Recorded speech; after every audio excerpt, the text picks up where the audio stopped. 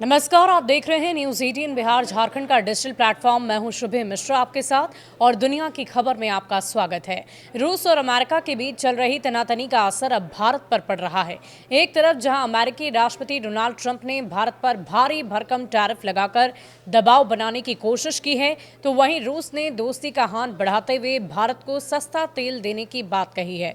सवाल ये है कि क्या रूस के इस कदम से भारत को आर्थिक फायदा होगा या फिर अमेरिका के साथ रिश्तों में खटास बढ़ जाएगी।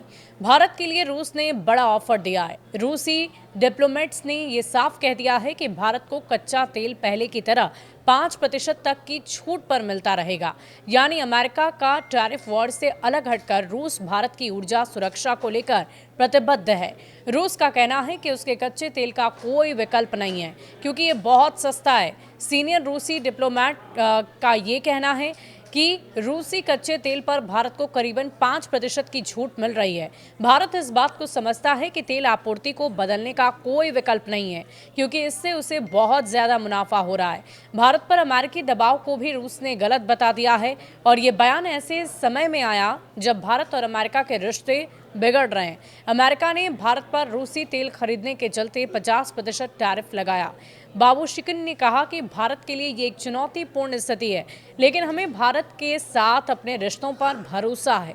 हमें विश्वास है कि बाहरी दबाव के बावजूद भारत रूस से तेल खरीदना जारी रखेगा। उन्होंने ये भी कहा कि अगर भारतीय सामान अमेरिकी बाजार में नहीं जा सकते तो ये रूस की तरफ जा सकते हैं। अमेरिका ने रूस पर दबाव बनाने के लिए भारत पर आर्थिक प्रतिबंध लगाए हैं।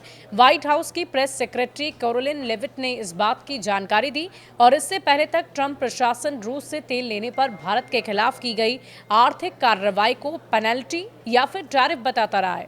वित्त वर्ष 2020 में भारत अपनी जरूरत का केवल 1.7% तेल रूस से आयात करता था।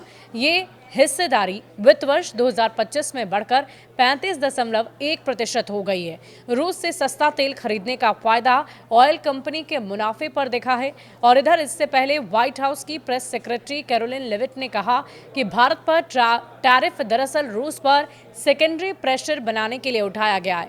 राष्ट्रपति ने इस युद्ध को खत्म करने के लिए जबरदस्त दबाव डाला है।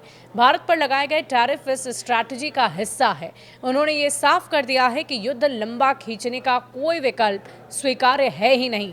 अमेरिका लगातार चेतावनी दे रहा है और अगर रूस यूक्रेन युद्ध खत्म करने के कदम को नहीं उठाता तो उसके तेल खरीदने वाले देश यानी कि भारत और चीन पर सेकेंडरी सैंक्शन लगाए जा सकते हैं। तो एक तरफ रूस ने दोस्ती निभाते हुए भारत को सस्ता तेल देने का दावा किया है, तो वहीं अमेरिका दबाव लगातार बढ़ाता ही जा रहा है। अब देखना यह होगा कि भारत इस ऊर्जा राजनीति में कैसे संतुलन साधता है और क्या आम जनता तक इसका असर सस्ते पेट्रोल डीजल के रूप में पहुंचेगा या नहीं, ये तो भविष्य के गर्भ में है। इस पूरी खबर को लेकर आपकी क्या राय है, हमें कमेंट सेक्शन में लिखकर जरूर बताइएगा। शुक्रिया।